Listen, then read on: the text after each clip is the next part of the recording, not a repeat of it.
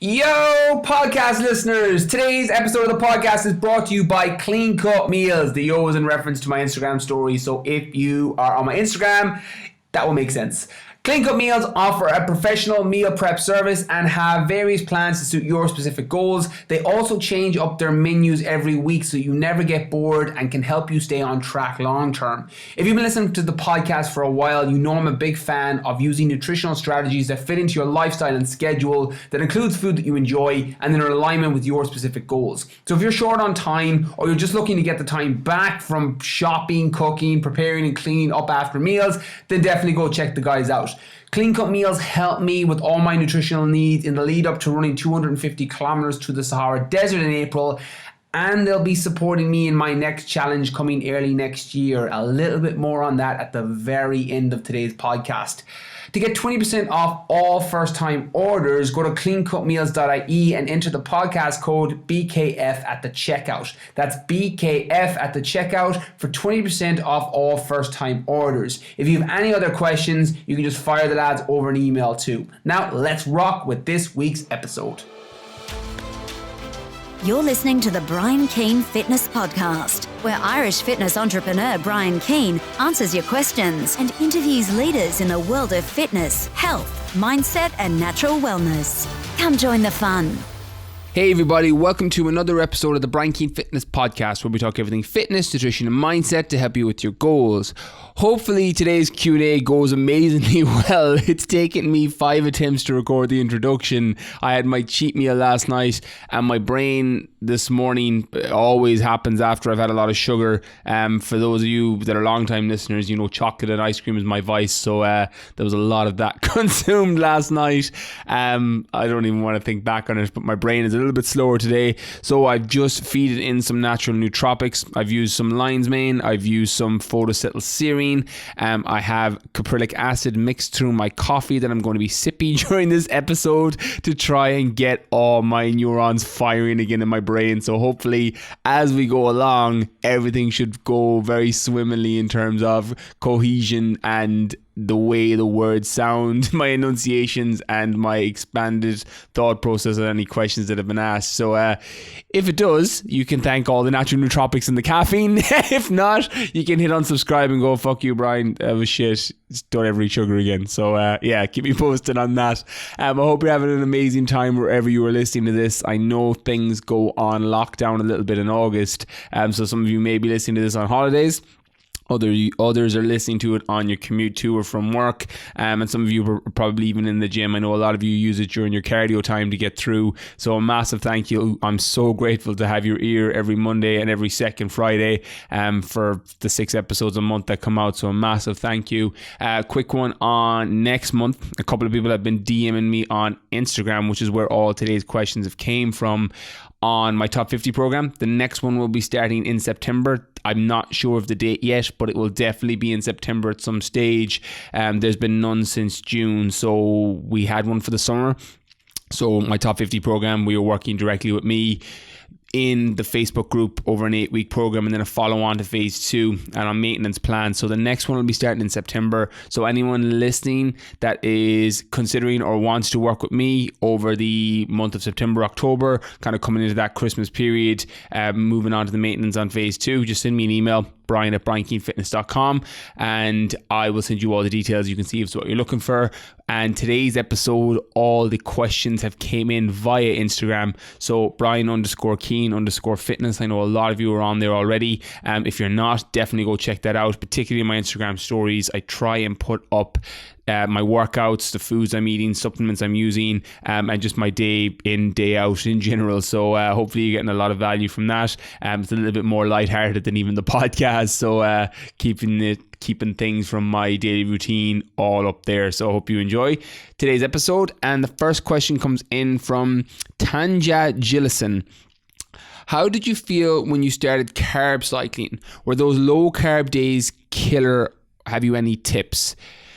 So carb cycling, for those of you unfamiliar with the term, is effectively just where you cycle your carbohydrate intake. So you have different number numerical intakes on different days. So for example, to keep it really, really simple, your low carbohydrate intake day may be 100 grams of carbohydrate, and that's 100 grams of carbohydrate, not 100 grams of weight amount.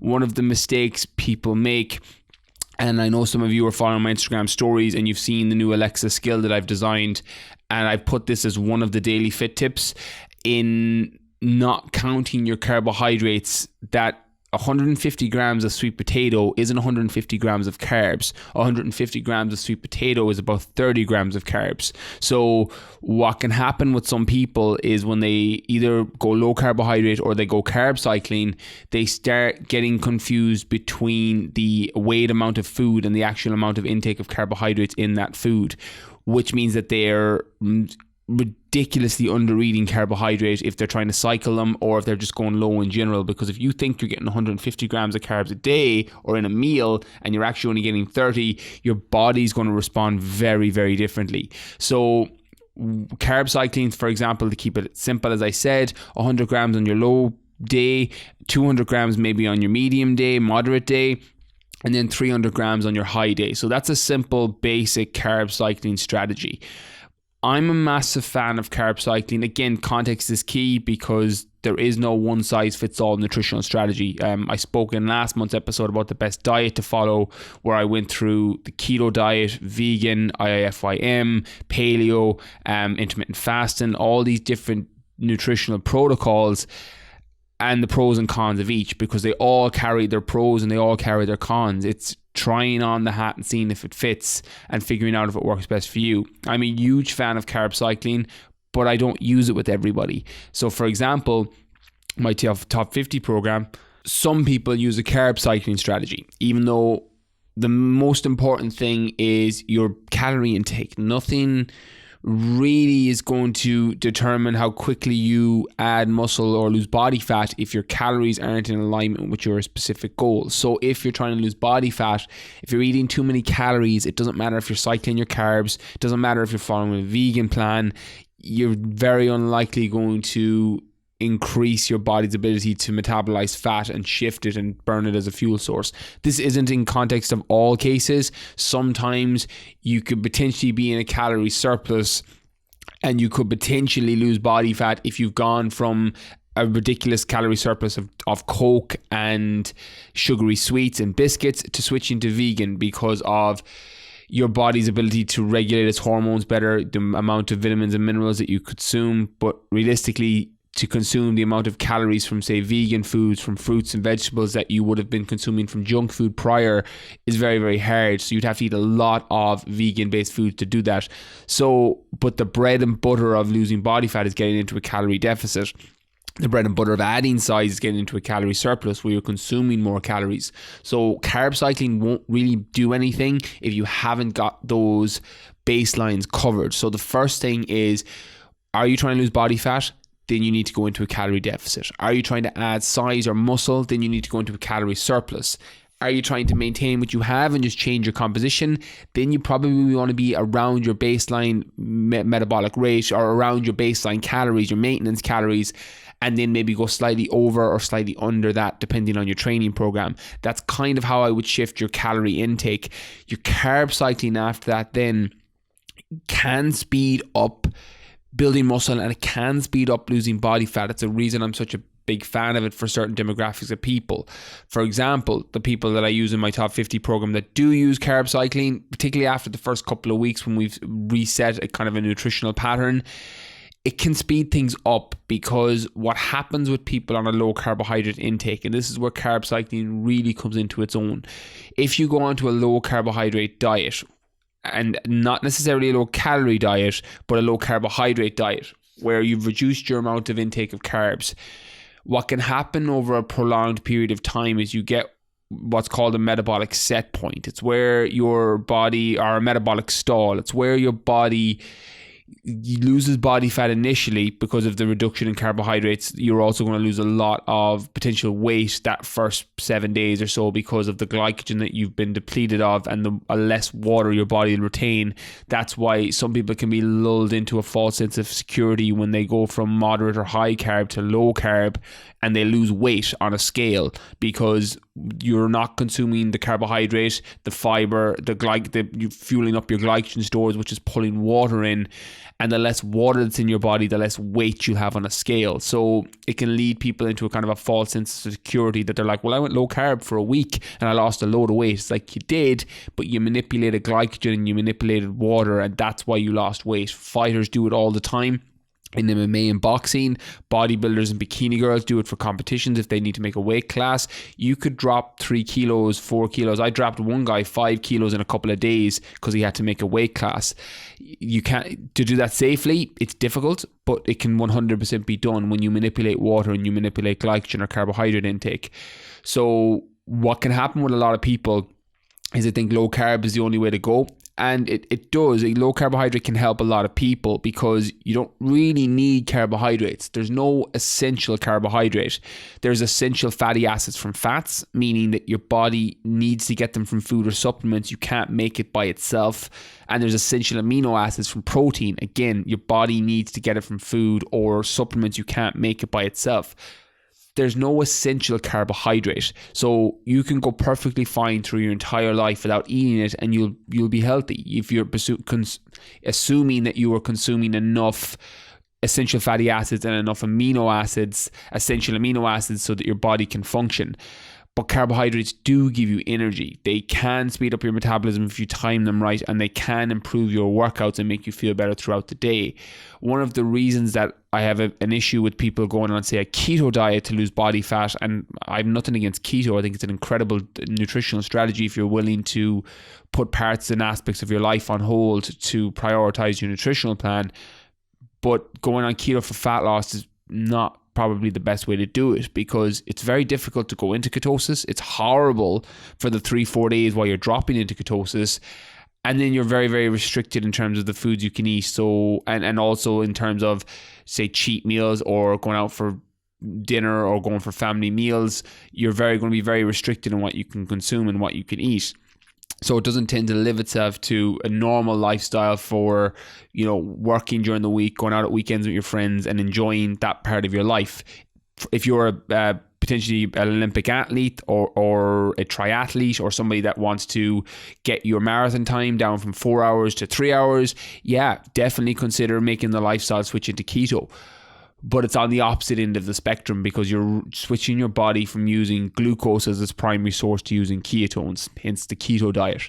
And what a lot of people can do when they go low carb for too long is, when you're not going ketonic or going ketogenic, your low carb can make you feel not very good. Your energy levels can drop, hence what Tanya said here, where the low carb days are killing her. Your energy levels can drop a lot.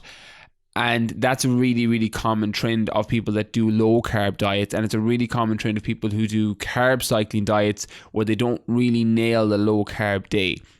So the first thing I would advise, the benefit of low carb diets with a carb cycling strategy where you increase your carbs on a strategic day, is you don't get that metabolic stall. You don't get that where your body adapts to having a low carbohydrate intake. So for example, if you go low carb for 2, 3, 4 weeks, again, context is key depending on how insulin sensitive you are, considering your levels of body fat currently. All of these factors come into play depending on how often you should keep your carbs low and how often you should potentially refeed or cycle them high.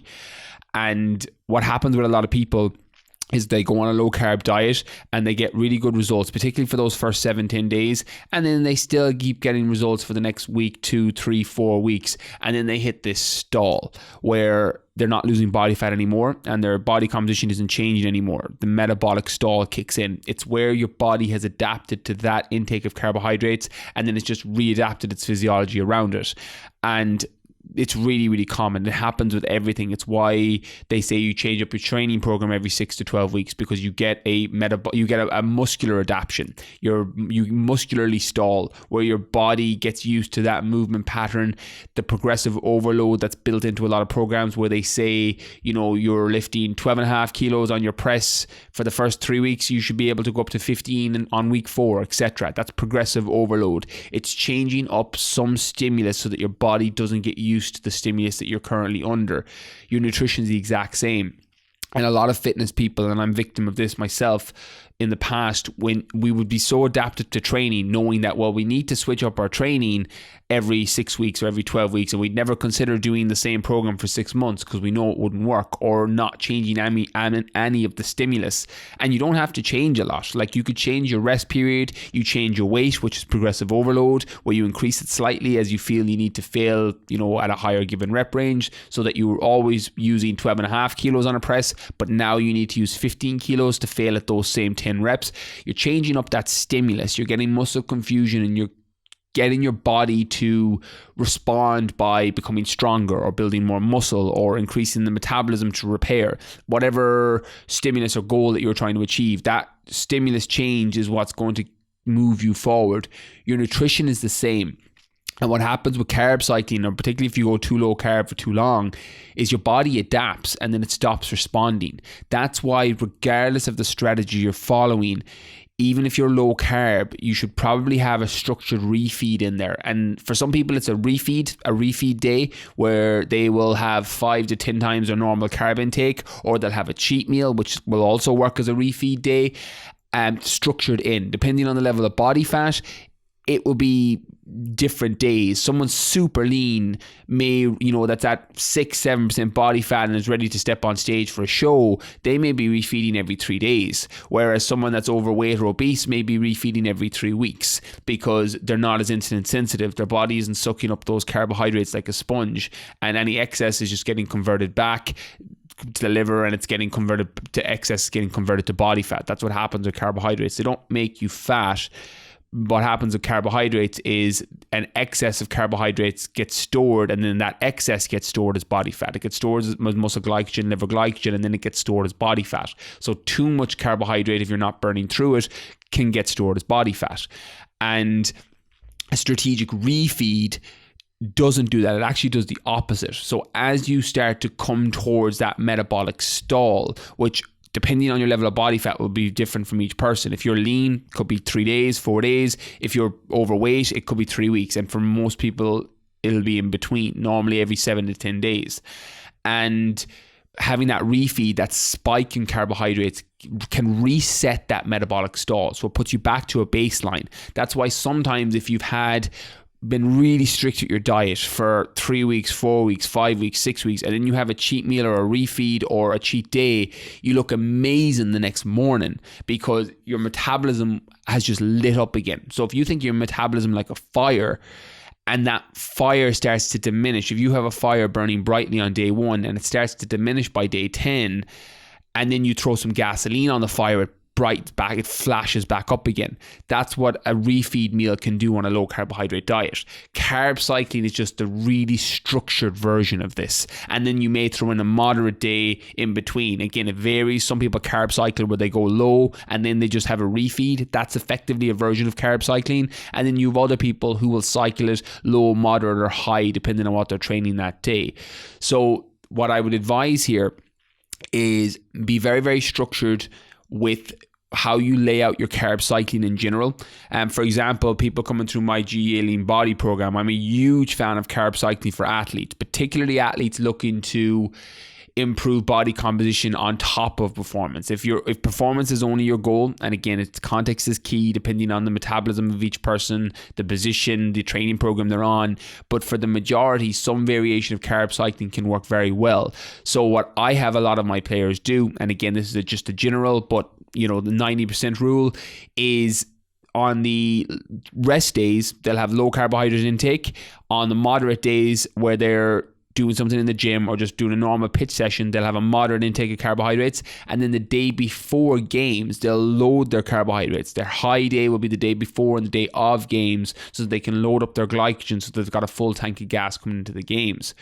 Where we don't make the mistake, and what I would imagine is happening to you, Tanja, on the low carb days killing you, is you haven't adapted your fats on those days to keep your calories intact with what you're trying to achieve.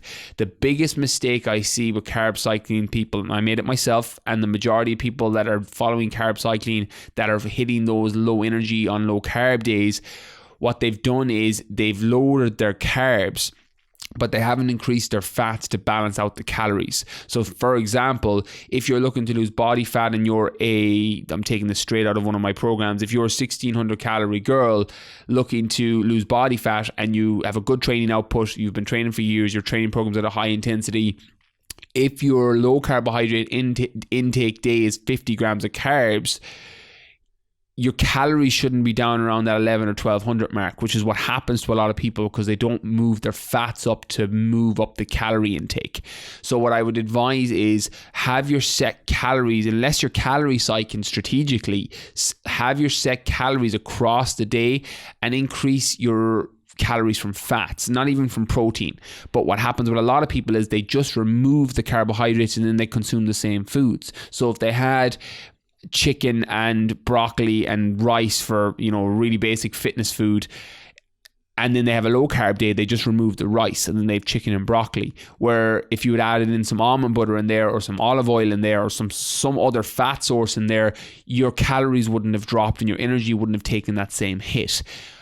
The other thing to consider is if you're someone who's very carb adapted, meaning that your body metabolizes carbohydrates well, you tend to fall into one of two brackets. You either tend to be carb adapted or fat adapted. People that are carb adapted can eat lots and lots of carbohydrate and they feel great, their energies are great, their training suffers if they drop their carbs too low, and their brain cognition and their just mood in general drops really, really low.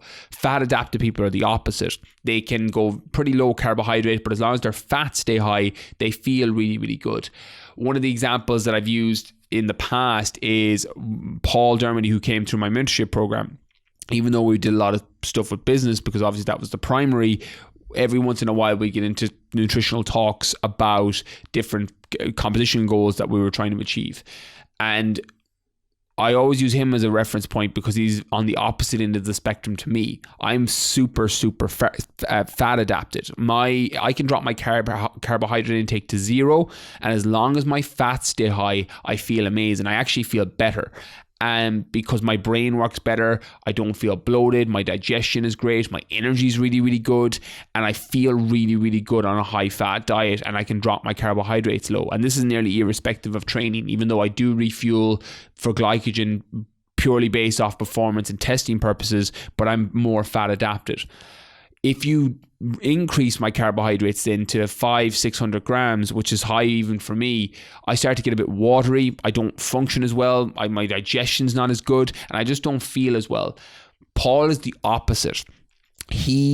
Once his carbohydrates start to drop, you can barely hold a conversation with them because he's so carb adapted, and his low intake of carbohydrates is my high intake. He would have a low intake day of around 300 or 400 grams, and we're about the same body weight, and that would be my high intake because of the different adaptations that we have. So it's important to know what you are and then basing your plan around that, particularly if you're designing it yourself. It's a lot easier with a coach because you can tailor it up or down, and you get a gauge pretty quickly. Now you can jump from one to the other and you can readapt your body, but you'll lean towards one primarily in most cases.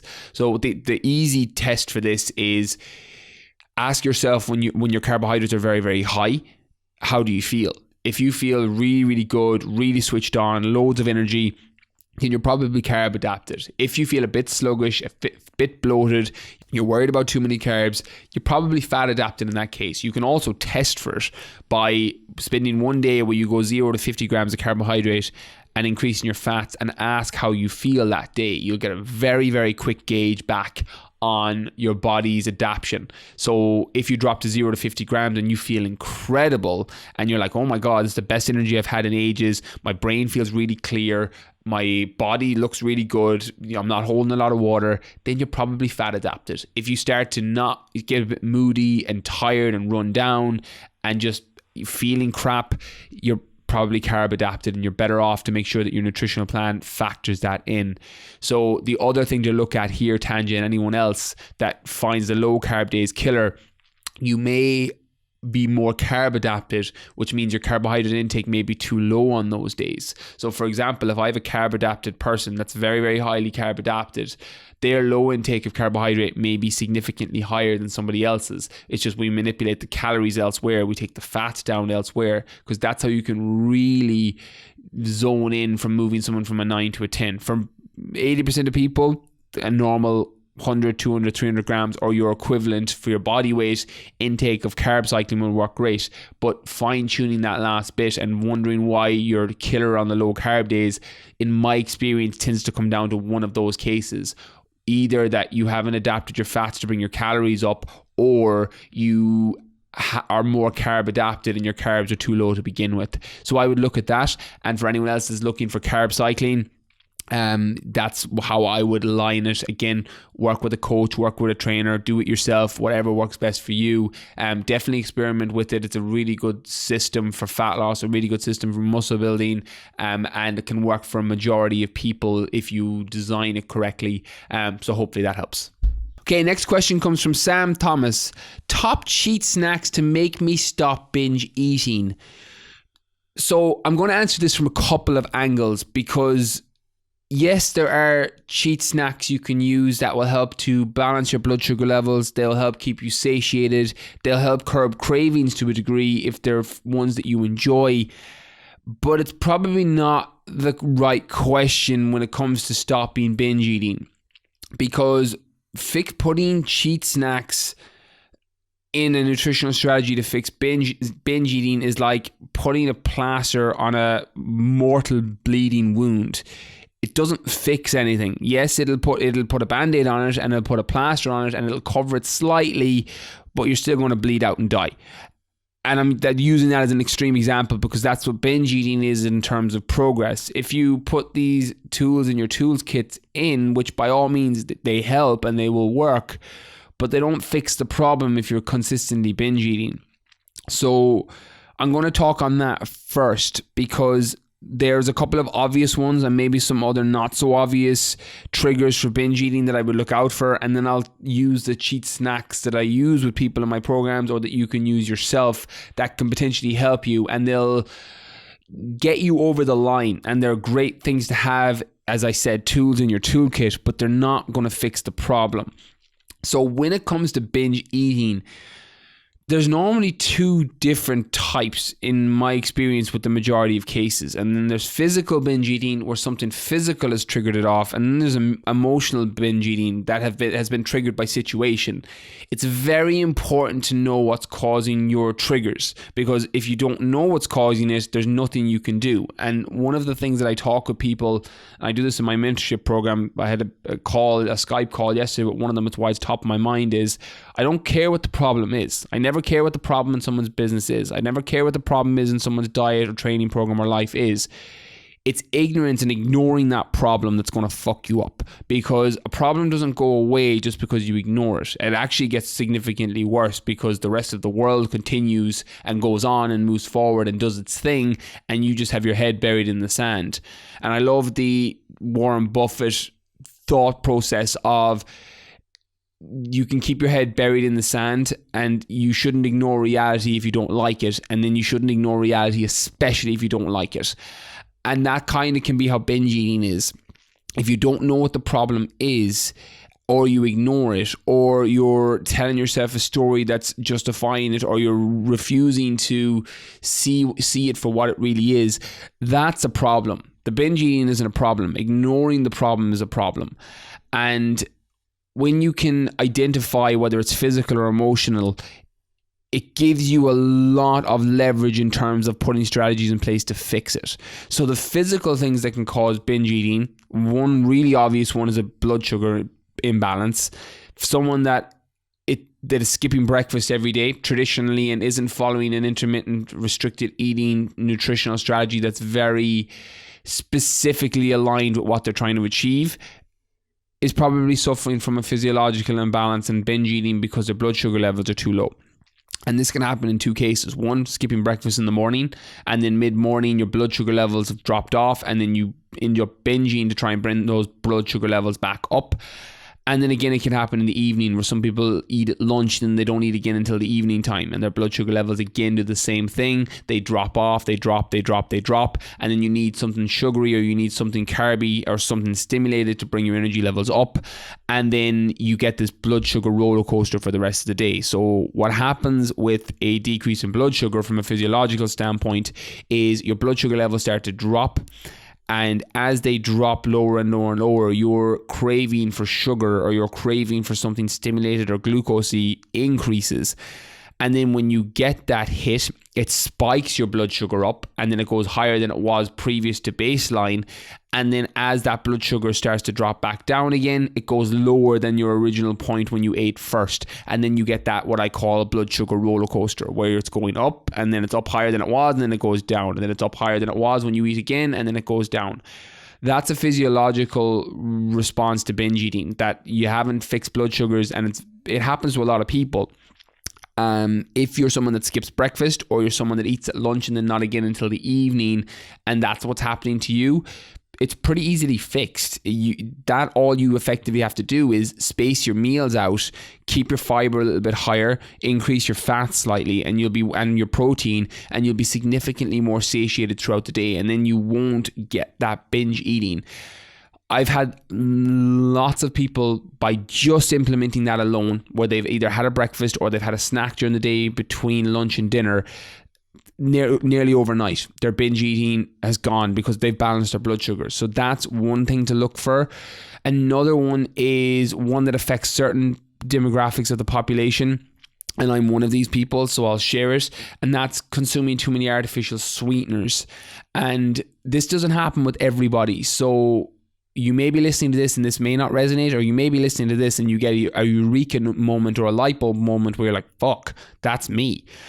When you consume certain artificial sweeteners from, say, diet drinks or chewing gum or certain foods that you eat, those sweeteners can, in some populations, can mimic insulin in the brain. And what happens effectively when we consume something sugary, our pancreas releases insulin to deal with it, and then our body, again, as bad as sugar is from an inflammation standpoint, our body does what it's been designed to do over years. It processes enough insulin and you're able to metabolize it. When you have artificial sweeteners, it mimics this in the brain, but there's no release in sugar. So it can send this negative feedback loop where your body expected to get glucose or something sugary, and it never got it because again, artificial sweetener mimicked that sweetness, and it sends a negative feedback loop to your body, and that can make cravings significantly worse for people. And then when your cravings are bad, and then you get a taste for a chocolate bar or biscuits or for whatever it is you're eating, you end up massively overeating and binging as a result of that sweetener that you consumed earlier in the day. The reason I bring it up is because there are populations of people who that affect massively. I'm that person. If I have a diet drink or I have chewing gum or I have anything with polyalcohols, I know my cravings are going to be really bad at nighttime, and either I have to fight them or I'll end up giving into them knowing that I've structured it in. There's other people who that doesn't affect at all. There's certain demographics of people who just metabolize those a lot better and find it doesn't have any effect on them. So from a physiological standpoint, that can also be causing binge eating. So they're normally the main two that people get struck by. It's normally by a blood sugar imbalance or a poor food choice intake from artificial sweeteners, or consuming certain foods that are making the binges worse. I would fix those first because they tend to be foundation pillars for a lot of people. But you also have to ask, is your binge eating as a result of emotional binge eating, which means that you've been triggered by something circumstantially, or you've been triggered by something situationally that has led to a binge.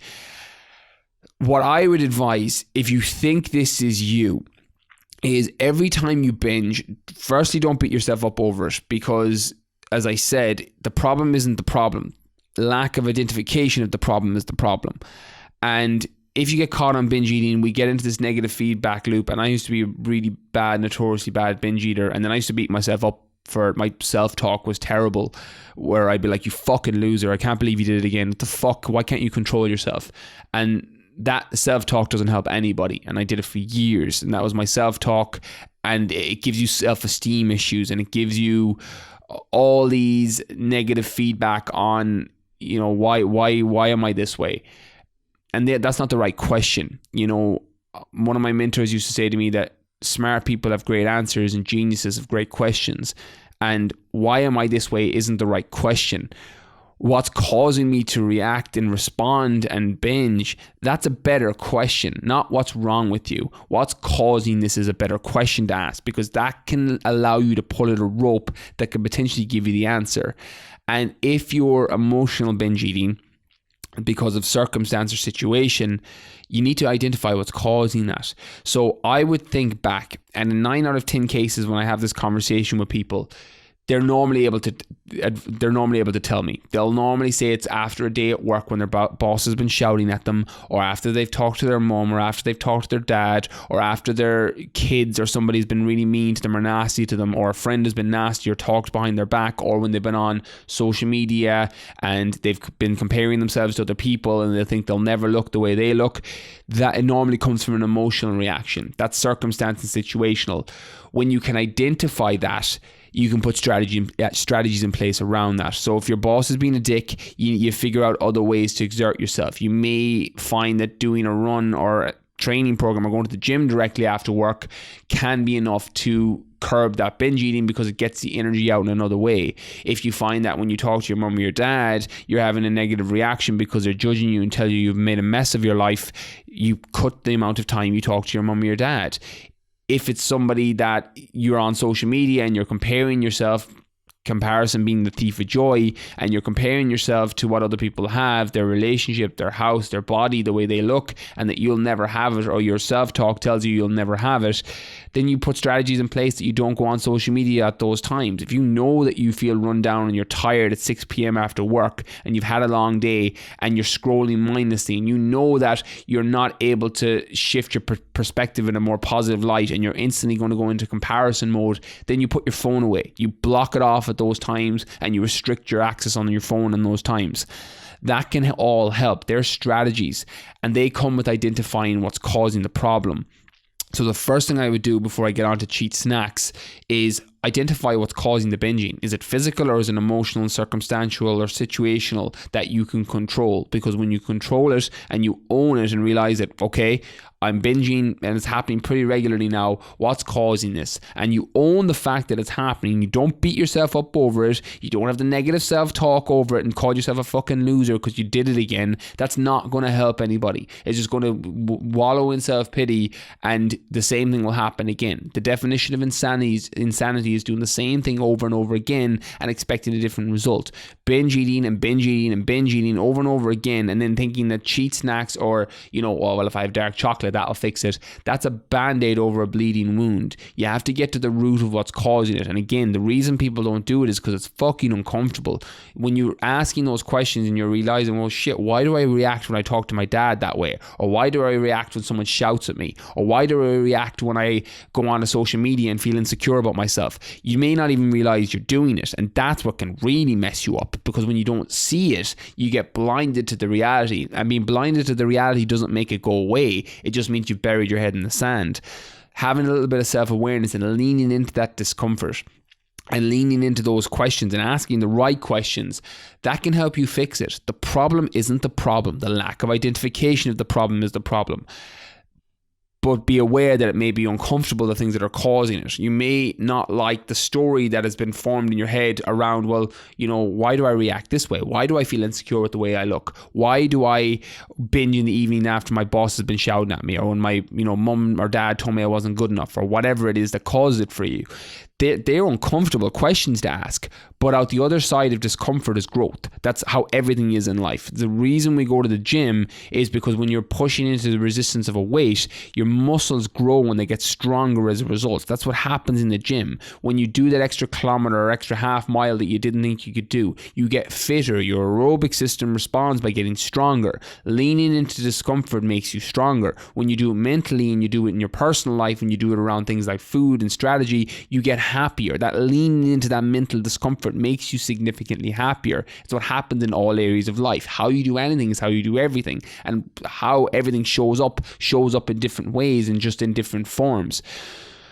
So the first thing I would do is identify that, because I can give you the best cheat snacks in the world. I can literally give you a compilation list of the best snacks that have been voted and upvoted by the top sites on the world, all over the world, and people have said, well, these are the top 5 cheat snacks that will work for everybody, and they might.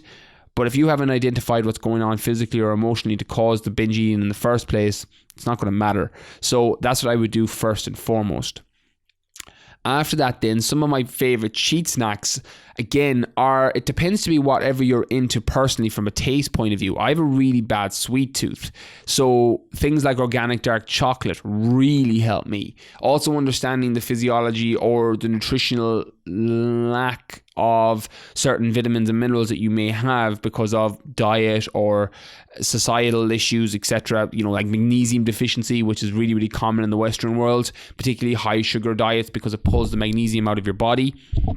I know that something like organic dark chocolate will help me, or raw cacao will help me, because 1, I have a sweet tooth, and 2, I'm probably magnesium deficient like the majority of the Western world. So having that in works amazingly well as a cheat snack for me, because if I'm craving chocolate and I have dark chocolate, 85% organic dark chocolate, normally my cravings go away overnight. And a weird thing happens when you switch to, say, organic dark chocolate when you have a sweet tooth.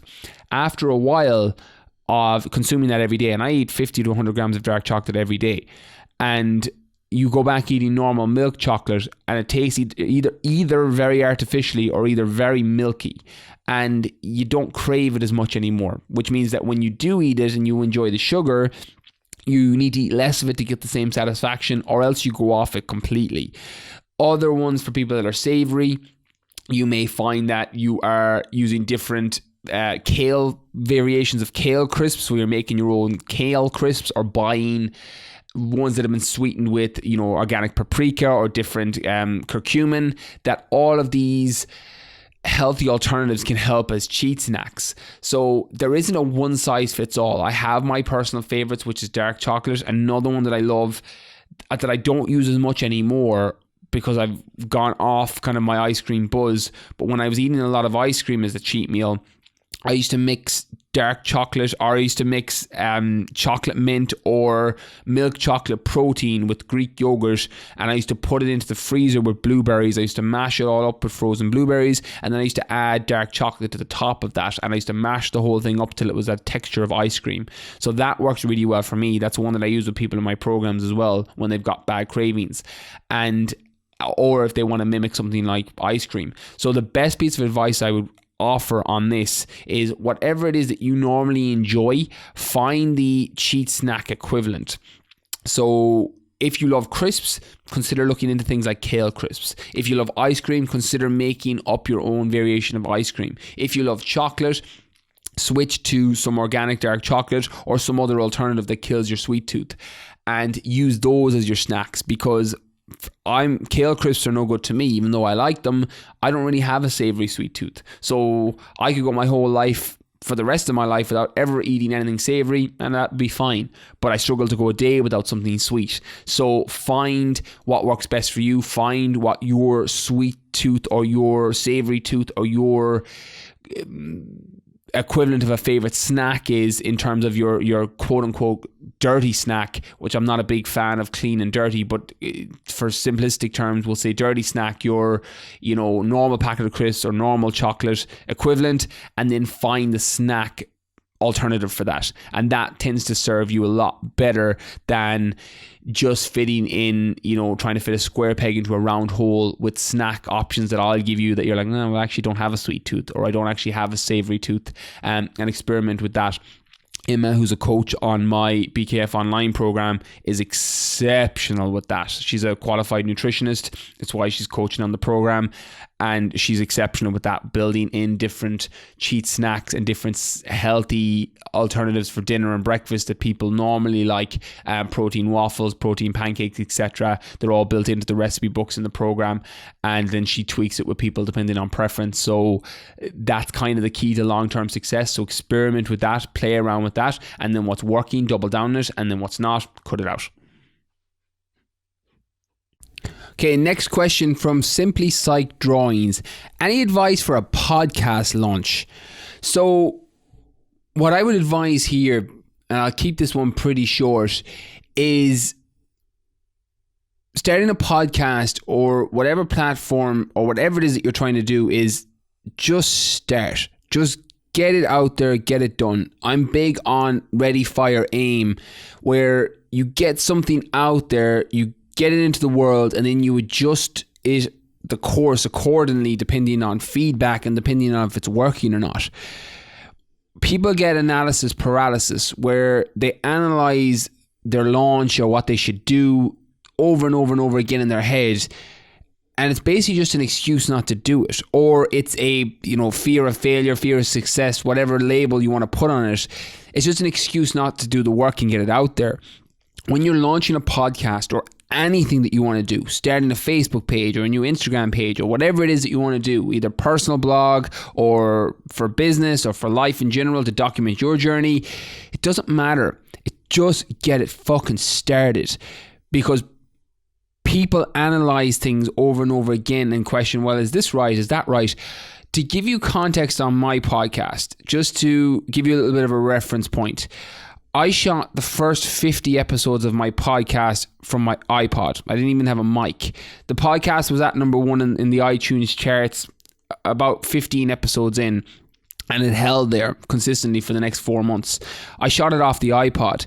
I didn't bring on a sponsor to the podcast until I hit 1 million downloads, until well after we hit 1 million downloads. That's it. What people try and do with a podcast is they try and line up all the dominoes first and then push them over. Okay, I need to get my mic. Okay, I need to get my editing software. Okay, I need to get a sponsor. All these things that are just an excuse for not doing the work.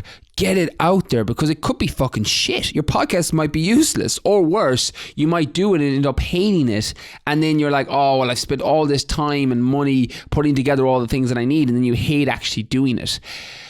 That could happen. When you launch something and get it out there, you can test the journey and test the process to see if you like it. If you get too invested, either time-wise or money-wise, you can get sucked into the sunk cost fallacy, where the economics term throwing good money after bad. You are like, well, I've spent so much money on the mic, or I spent so much money on the equipment or the editing software, or I've spent so much time putting it together, lining up a potential sponsor or whatever podcast equivalent story that you're telling yourself, and then you realize that you have to keep doing it even though you hate recording them and you hate speaking and you don't like that medium as a platform for your message.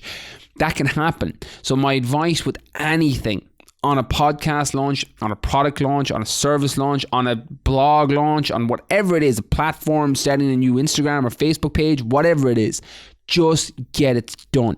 Just get it started, because that's the hardest bit. It's pushing the publish and putting it out there for the world to see and for the world to scrutinize, because that can be difficult. But don't go getting all the things that you just don't need yet. And the reason that, and I don't give you those vanity metrics of being number 1 in the iTunes charts or 1 million downloads, I don't give you those vanity metrics. They're numbers that, again, you put your happiness or your success in numbers, you'll never be happy or successful because numbers never end. I'm not giving you those metrics to be like show an ego side or be like, oh, look at this. I'm giving you those metrics to give you a context on putting things out there and then enjoying the process, and then putting things off the back end and building it on the back end. The reason that I was able to, again, I've got a great mic now, I've got really good sponsorships on the podcast and potential people lined up who I may or may not bring in. I'm only going using people whose products I use and I'm a big fan of. But I have that choice now. I have that critical mass and I have that luxury now, because I love, the podcast is my favorite thing I'm doing at the minute. And all the other things that I love that I do, the podcast is my favorite. It's the one that I jump out of bed to do when I get to record a new episode. And that's a process. It's the Buddha quote of, if you can't be happy at the destination, or you can't be happy on the journey, how are you going to be happy at the destination? You may end up doing a podcast, getting all the dominoes lined up, and then be 5 episodes in and go, I hate this as a platform, I way prefer to write. And that can happen. And even people I'm working with on my mentorship programs or working for in a consulting capacity on business, that's what I tell them. I'm like, test things, see what you like the most, and then double down on it. Again, for business, your conversions will be higher because it won't feel like work, and it'll make it significantly easier. So find what you're good at, find where that overlaps with what you enjoy, and then find how that overlaps and what medium you're able to provide your message on. Again, no podcast is going to work, and no piece of content or no blog or no medium or platform will work if your message is crap or you're not helping people or providing value. If it's not a value exchange, then nobody's going to listen in the first place anyway. So that's getting all of that lined up first. But the actual launching it and putting it out there, you can do all the algorithm hacks, like launching 5 episodes at once so that you get an iTunes, which I do with my clients, where they launch 5 episodes at once because it hacks the iTunes algorithm right now. That may be changed by the time you listen to this podcast, but right now you can load up, and because of the number of downloads and the way it feeds into the algorithm on iTunes, it will shoot that up the chart. That's why I've been able to get some of the people I've worked with very, very high up in the iTunes charts off the bat, which again designs social proof, it designs buzz, and it allows people to see you as a thought leader, or else a someone that has a valuable opinion on whatever business it is, fitness, nutrition, or consultancy, or whatever it is that you're trying to achieve from your podcast. They're all the tools, and they're all the strategies and practical tips that will help you. But that's not my advice. My advice is just to get it out there. Just regardless, you're better to... One of the things that I'll say to my mentees all the time is, I'd rather it be done than perfect, because you can perfect it as you go along. There's a great book by Eric Rice called A Lean Startup. Even though it's a very difficult read because it drags in parts, but the message is incredible, about a minimum viable product, about testing a service or a product or whatever it is, getting it out there and then perfecting it as you go along based on feedback from people. Because when people give you feedback, you can double down. There's a reason that I ask people to DM me on Instagram or tag me in their stories or leave reviews on iTunes on what's their favorite part of the podcast, interviews, topics, Q&As, because it allows me to direct and design valuable content that people can consume that will help them based off feedback from them. That was probably how I was able to do so well with the podcast and build it so quickly. It was because I based it all off feedback from people. I'm not attached to my ideas. I'm not attached to what I think it should be. I literally just sit in front of a mic, answer questions or topics that people have asked me on that I think I can help and serve and provide value in. When you're trying to launch something, just get it out there and then let your feedback direct whatever direction you end up going in, because that's going to be the key to long-term success with it. So that's what I would do. You can do all the practical tips and strategies. You know, you can talk to anyone that is a thought leader in podcast world, and they'll tell you how to hack algorithms. They'll tell you how to make sure your numbers are higher. They'll tell you how to go about getting the proper sponsorships, etc. If that's the route you choose to go, or how to feed in lead generation for your products or services, or just get your message out there to provide value to the world. You may not be monetizing it in any way. So it depends on the person, depends on what it is you're trying to achieve. But that's not what I would do for the advice on a podcast launch. I would just get it out there, whether it's a blog, whether it's a Facebook page, whether it's an Instagram account that you're trying to set up, be it personal or business or service based. Just get it done. Just get it done and then perfect it as you go along. Okay, next question. Advice for being overwhelmed by fitness information from Fit for Sure. So this is a great question, because depending on how you word it, I think everyone has experienced it in some shape or form in some area of your life where there's information overload. And because of the double-edged sword of the internet now, which is very double-edged, the pro is everything is at a fingertip away. You can search everything. You can follow people that motivate you. You can follow people that educate you. You can follow people who have a value exchange with you, where you're listening to them and they're providing you value. And again, you have that benefit in 2018. But the other side of that is you can get the opposite side of information overload, where you're drowned in information but starved for wisdom. And I'm going to use, again, the how you do anything is how you do everything, because we'll use fitness as the example because it's what Fit for Sure is asked. But this goes for everything. This goes for business. This goes for relationships. This goes for everything in life. The amount of overwhelm that can come from information overload. When you're struggling for fitness advice and you're struggling for differentiating information from wisdom, which are two very different things. Information is isolated facts about the body, about nutrition, about something else. Wisdom is being able to tie those facts together in a usable model for people so that they understand it and they're able to contextualize it to what may apply for them. So for example, information on the keto diet is your body uses ketones instead of glucose as its primary energy source. Great fact to have, great piece of information. Wisdom is knowing that you can use this really, really effectively for endurance athletes because it gives them an unlimited fuel source. But it may not be ideal for somebody that's trying to lose body fat because of the restrictions that it applies to people's lifestyle. That's the difference between information and wisdom. And again, I'm not saying wisdom as in, well, Brian, I'm wise. I'm not saying that. It's how I anchor whatever I'm learning. I'm like, well, is this person giving me the fact or is this person giving me wisdom? Are they able to contextualize what they're giving me, or have they just spurted back some fact that they've read in a book? Because that's what happens with the internet. That's what happens with fitness in a lot of the cases, is the difference between information and wisdom, or facts and wisdom, are very, very different. And you'll have a lot of fitness people that know the facts. They know the basics. You get into a calorie deficit, but they won't know how that ties and contextualizes to each person's lifestyle. They won't know how that applies to each person's schedule. They won't know how preferences come in and realize that what works for them doesn't necessarily work for somebody else.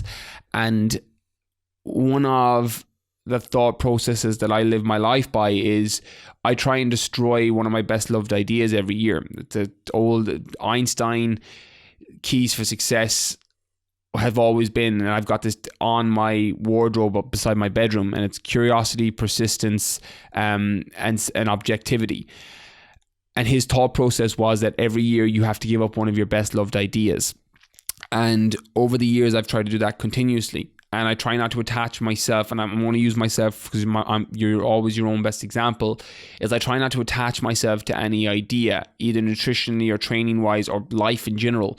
And you only have to scroll back to my content from 3-4 years ago where I was attached to ideas. I thought everybody should train this way. I thought high volume training was incredible for everybody. I thought carb cycling was amazing for everybody, or low carb. I thought everyone should have a high protein diet. Loads of things that I was attached to because they worked for me. And I would preach the gospel. I would preach that to people and go, well, this is what you should do. And yes, for the people that were similar body types and metabolisms and genetic makeup to me, that worked for them. But there was a lot of people it didn't work for. And that can happen in fitness a lot. And this is where the pros and cons and double-edged sword of, say, Instagram or Facebook or Snapchat or whatever the platform is. When you're following people who are preaching a certain way of living in fitness, it definitely works because they've showed that it works for them. And for the other people in that demographic who have a similar genetic makeup, it will work for them as well. It may not work for you. It would be ludicrous for me to go onto a podcast or onto social media and say, well, look, this is what I'm doing right now. This is how I'm eating. This is the foods I'm eating, how I'm training. You do this, you look exactly like me. Because you won't. That's not what will happen. You may have a small percentage in the 0.1% who will, because they have a very, very similar makeup, but the majority won't, because that may not be what works for you. One of the things that you may have heard me speak on the podcast is my nutritional strategy with people is finding one with foods you enjoy that's in alignment with your goals, that fits into your lifestyle and schedule. The reason those nutritional strategy and that dietary advice works for people is because it doesn't fit the one size fits all. And it's not a case of, we'll do this because this worked for Tina and do this because this worked for John. That may not work for you. And when you get overwhelmed in the fitness industry, the first piece of advice I can offer is understand the difference between facts and information and actual knowledge and wisdom.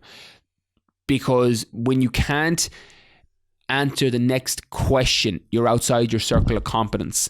And one of the things that, and again, I'm very, very grateful for some of the amazing words that come back from people, and people will say very, very nice things to me when I meet them on the street for a selfie, or they DM me on Instagram. And you may have been one of those people if you're listening and you've met me, or you've DM'd me on Instagram. And they'll say, oh, you're so knowledgeable, Brian, in this area. That's because I stay in my circle of competence. I stay and only try and talk about things that I can offer value on. And sometimes I'll be on very, very close to that edge. I'll be very close to that circle of competence.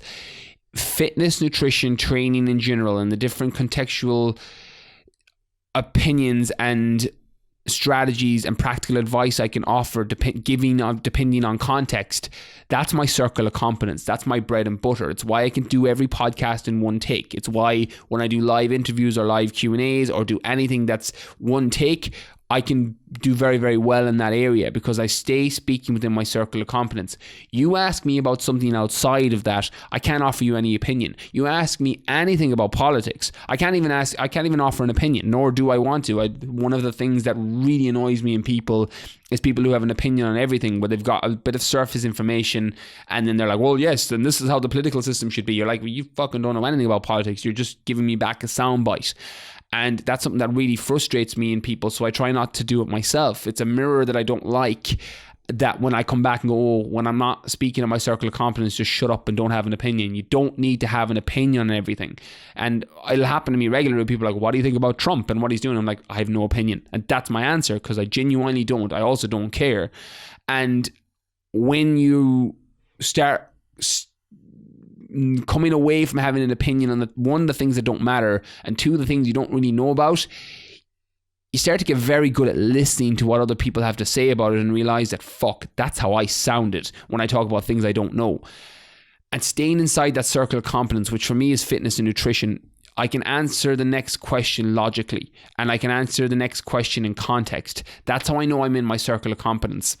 And I ask myself that question regularly if I feel I'm going to that edge. If somebody asks me a question on cryptocurrency, I can answer the baseline question, but I can't logically answer the next question. I'm outside my circle of competence. And I don't talk about that, or else I tell people I don't know. And there's nothing wrong with telling people you don't have an answer. There's nothing wrong with telling people you don't know something. There is something wrong when you try and make it up to fill in a self-esteem issue that you have because you don't understand something and you don't want people to think you're stupid. Like, the death or the birth of wisdom is accepting that you don't know something and having people think you're stupid. If you go through your whole life asking questions and telling people, and again, I'll tell a story here because I used to do this all the time, where I used to always make believe I knew something. So if somebody was talking about an area or a topic that I didn't understand and they said a word or a sentence that I didn't know, and they're like, oh yeah, do you understand that? I would always say yes, because I'm like, well, I don't want this person to think I'm stupid. And then the whole conversation would go on and I wouldn't understand what they were talking about because I didn't know this one word. Now I catch people, because you can only do that for so long when you start to realize that it's your own insecurity that you just don't want people to think you're stupid. And you don't learn anything that way, because you're in your own head for the rest of that conversation going, shit, what did that word mean? I actually don't understand anything he's talking about now because I don't get that word. I don't know what that means.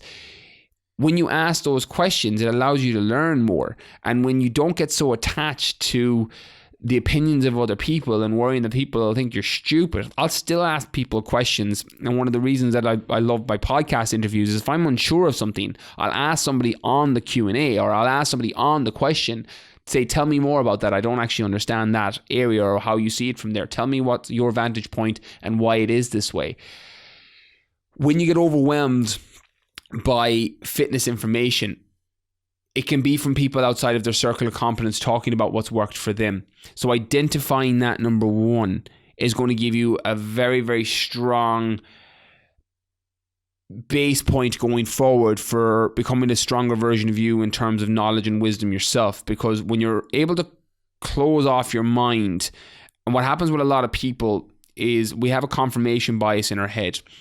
It's a cognitive bias. It's one of the automatic system one's thought process that we get. The great book by Daniel Kahneman, Thinking Fast and Slow, talking about our system 1 and our system 2, which our system 1 is our automatic thought process. It's our biases. It's our what we automatically think when we see a person, a place, a thing, or the self-talk we tell ourselves. And then our system 2 is our slow, rational, where we take a step back and see the forest amongst the trees.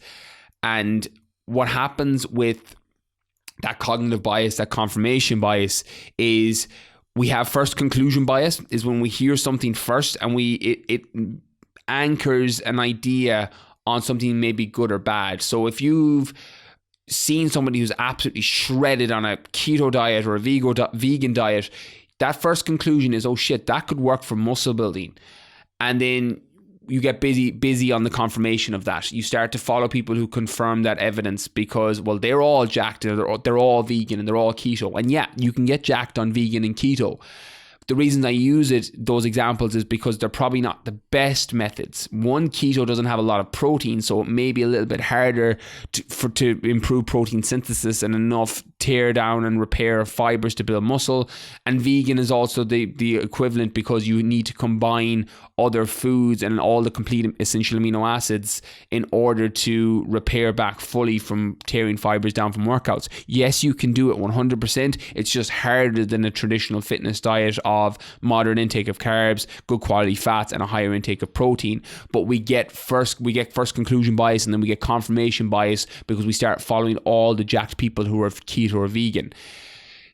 That kind of thinking can be very detrimental to your own progress because your mind is like a parachute. It's only good when it's open, and it gets very closed off when you start to confirm ideas. And again, I'm a victim of this. I was very ideological, particularly in my mid-20s, when I thought everybody should train this way and I thought everybody should eat this type of food, not realizing that we change over time, and to give yourself permission to change your mind, because you're a very different person to you were.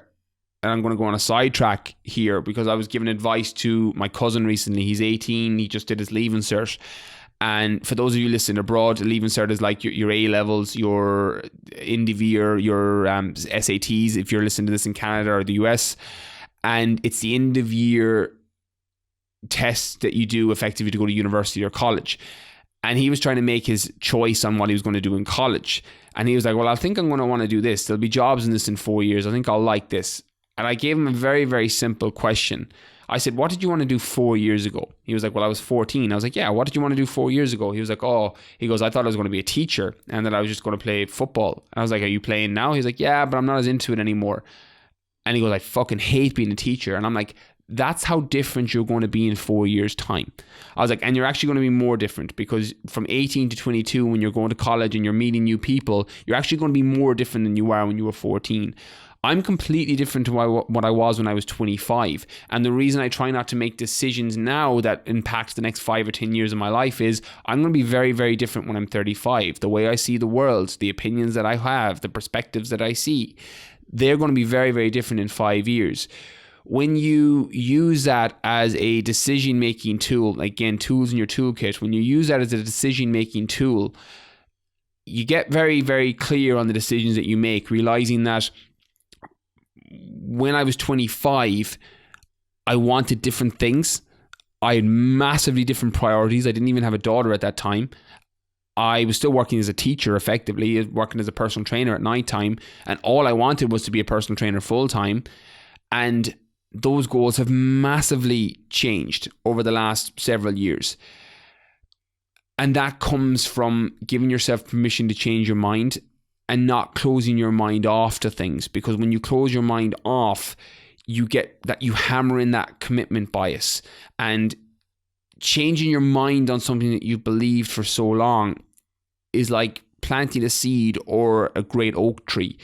When you've got a new piece of information on how good carb cycling is, for example, you may think it's an amazing idea and that seed is still pretty new. So somebody can come in and take up that seed pretty easily if they give you another piece of advice that may support you better.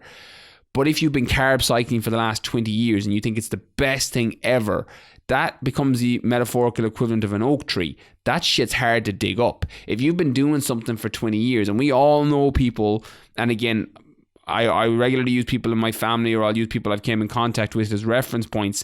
We know people who have their ideas on how the world should be. They have their opinions on how the world is or what they think the world is. You may not necessarily ever change that. And every year that goes by that they don't change their mind, it confirms and commits that thought process of the way the world truly is. That comes down from having an ideology. That comes down from not being willing to accept contradictory information. One of the things I love doing more than probably anything else is when I speak to someone who has the opposite opinion to what I have. And I'm aware that everything is an opinion. Everything we see is an opinion. Everything we hear is an opinion. Everything we see is a perspective.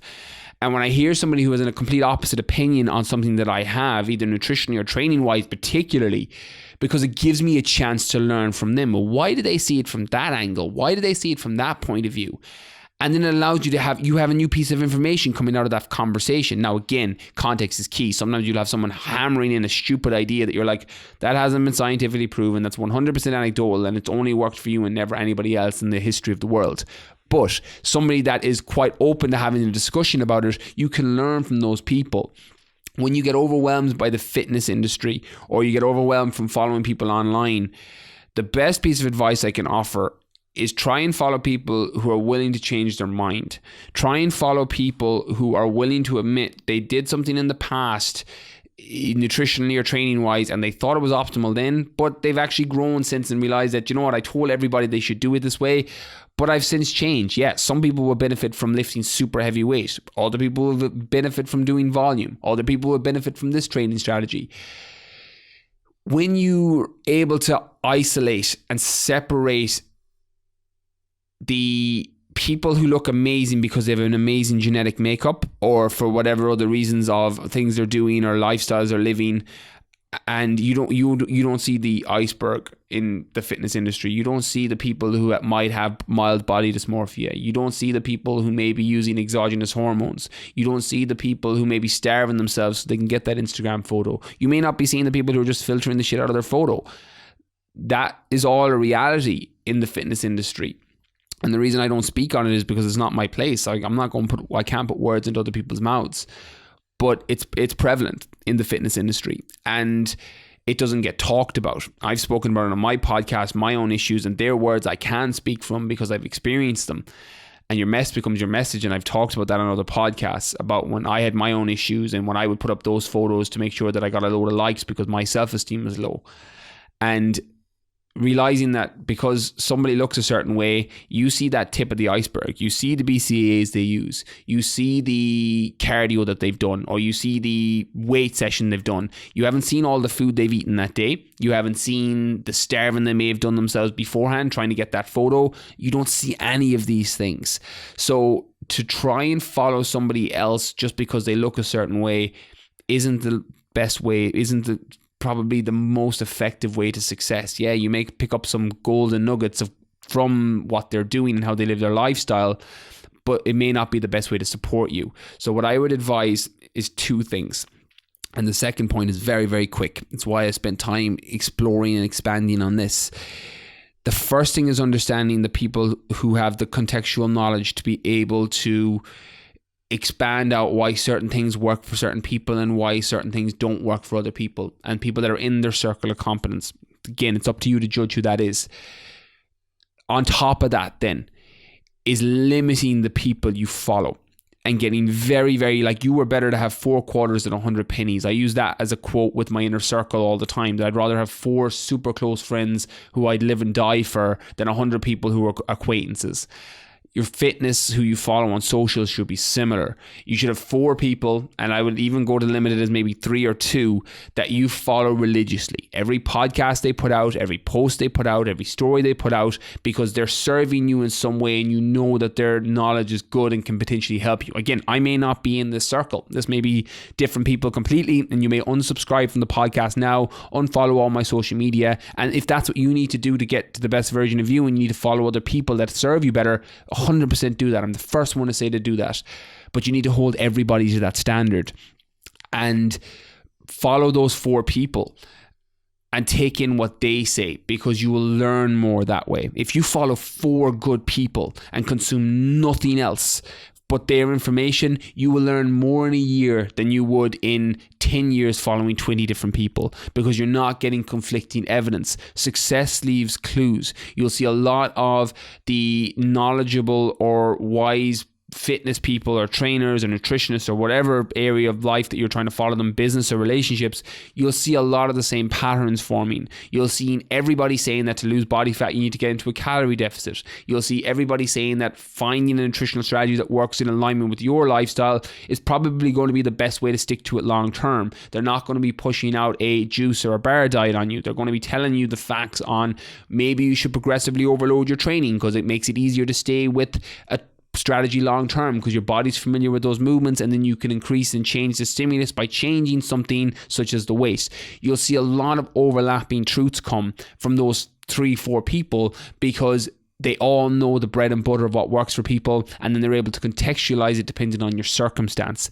That would be my piece of advice, is first differentiate who those people are, those 3-4 people, and then just follow them. I would unfollow the fuck out of everybody else that doesn't support you, or else I would mute them on Instagram, and I wouldn't take in their information. By all means, go in sporadically and check them out, see what they're doing. If you like their vlogs, check out their vlogs. You like their lifestyle, check out their stories, but don't necessarily consume their information daily, because it's just going to confirm belief systems that may not support you in terms of, nutritional or training or just life in general. So that's kind of a long-winded way of talking about being overwhelmed by the fitness industry or fitness information coming in, and what I would do. Again, your mind is a powerful thing. Be very wary of that confirmation bias, that first conclusion bias, your system one, your automatic thought process. Be mindful of who you're following. Very important. If they're not making you better, and they fall into 2 brackets. Everyone on social media, myself included, fall into 2 brackets. We either make you worse or we make you better. We're either providing you a value or we're not.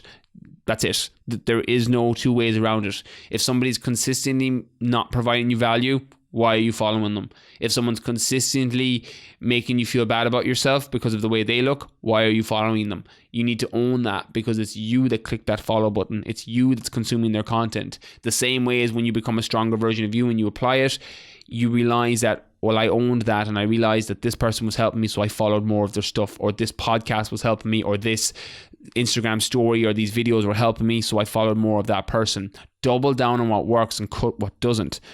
That's the key to everything in life, is find the things that make you happy, find the people that are helping you, find the people that are serving you, find the situations that are making you a better version of you, and just do more of it. Make a list of all the things that aren't helping you, the people that aren't serving you, that aren't making you better, and unfollow them, or stop spending time with them, or stop consuming their content. It's that simple. And as I said, if I fall into that bracket, put me into that bracket, but hold everybody else to that same standard. That's all I ask. That's what I implore you to do, because your entire life can change off that one catalyst and the trajectory that can come from making those decisions. Tell me what you do every day and I'll tell you where you'll be in a year. It starts with who you follow. It starts with who you consume. It starts with what you do every single day, because that's what's going to form your life. You don't choose the future. You choose your habits, and your habits choose your future. And that would be my piece of advice, and hopefully you got a lot of value from that. So, a bit of a range of questions. Try to flesh out a lot on today's episode. I had 6 that I thought I was going to get through, but they are going to move to another podcast, I think. So hopefully you got a lot of value from this. For more information, as I said at the top of the show, on the Top 50 program, just send me an email, brian@briankeanefitness.com, or you can head over to the website. That will be starting sometime in September. That will probably be the last one before the end of the year, possibly one more before the end of the year, but with my schedule and different things that are coming up that have I announced them yet? No, I haven't announced them yet. They'll be on my stories this month, certain appearances and things that I'm doing. Realistically, the next one will be in January, maybe one before then, but unlikely, but definitely in September. So just send me an email if you want to work with me over the 8-week period, kind of get yourself into that shape, and then into phase 2, which is maintenance before Christmas, and get yourself into amazing shape before then. Just send me an email. And for more information on me, just head over to my Instagram, Brian_Keane_fitness. You can send in questions via the website as well, BrianKeaneFitness.com. Just click the contact form and send me a question for the podcast. You can do that on there. And my blog is up there too. Definitely go check that out if you are a reader and you enjoy reading different pieces of fitness, business, or mindset content. So thanks again for listening. Catch you all real soon. Quick message before you head off. Just letting you know, my best-selling book, The Fitness Mindset, is now available on Audible and all major audiobook apps. If you're like me and love listening to books while you travel or work out, be sure to go to audible.co.uk or audible.com to check out the audio version of The Fitness Mindset. You can listen to a 3-minute sample on there, or you can download the full book. Also, last thing before you leave, if you try Clean Cut Meals, the sponsors of today's episode, be sure to enter the code BKF at the checkout to get your 20% off your first order. Clean Cut Meals are doing all my food for my next adventure challenge coming early next year. I'll be announcing more about that during next month's podcast, and I'm just waiting actually on medical clearance. Ugh, yikes. So stay tuned for that, and remember, code BKF at the checkout for 20% off your first order. Catch you all next week.